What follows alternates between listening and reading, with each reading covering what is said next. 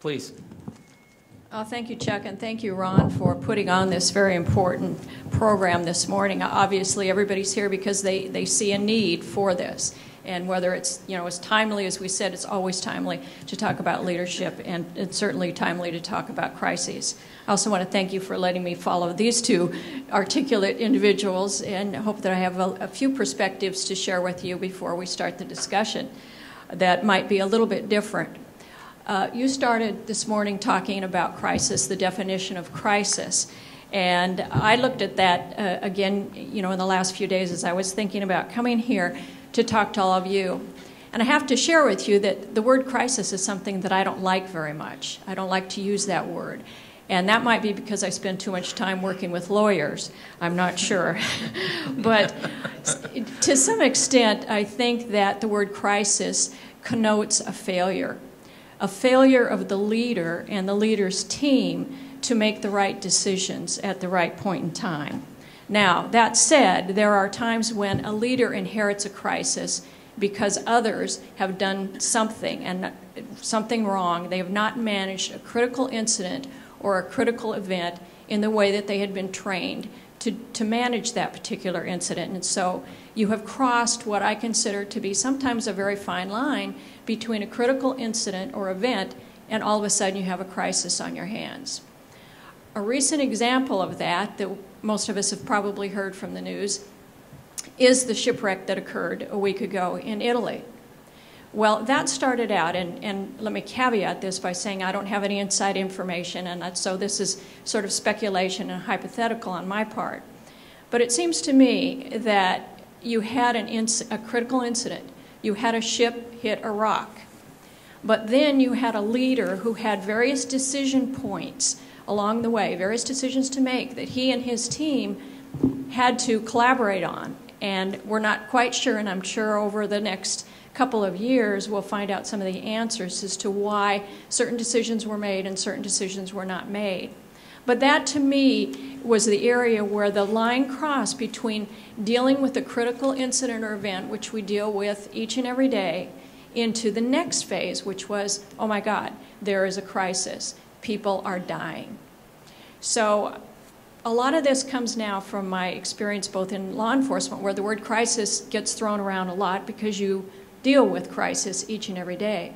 But when I went to work in the private sector and for nonprofits, you have a different sort of entity that you're responsible for.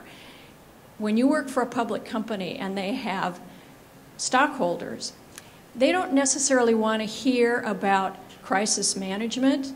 They want to hear about business continuity. They want to have confidence in their leaders that in this organization we don't need a crisis manager because we're not going to have a crisis. We're going to handle everything as we should. Now, that's not realistic, and a lot of that is semantics. But I just throw that out this morning because most of you are in serving professions. When you're in other sorts of professions, there is a different look and a different approach to talking about crisis that I think you should be aware of. Another point that I'd like to make, and I know we're going to discuss this, is how are crises preventable? We're going to talk about the leadership that you have to have when you face a crisis, but what can you do to prevent that crisis from happening? And I'm a strong believer in the fact that if an entity does good risk assessments, does regular risk assessments, develops strategies for dealing with critical incidents, if you implement a plan, if you train to your plan, if you practice your plan, if you do your exercises, if you critique your exercises, and if you critique all your critical incident responses, you can continue to tweak and make better responses in the future. And that's what it's all about, learning. And one of the reasons, of course, we're here today. Another thing that I'd like to mention, and it may come up, is that Murphy's Law always exists around a crisis. We are going to do our best to get through a crisis, to get through a critical incident. But there are externalities that we cannot control. Often they're natural disasters or rather than man-made.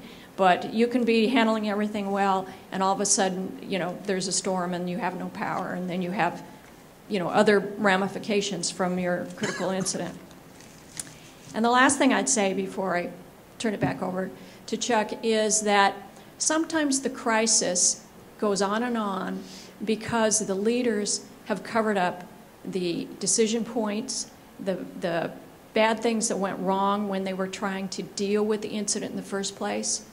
And then with the cover-up then becomes the crisis. And people tend to forget about what the underlying cause of all of this was.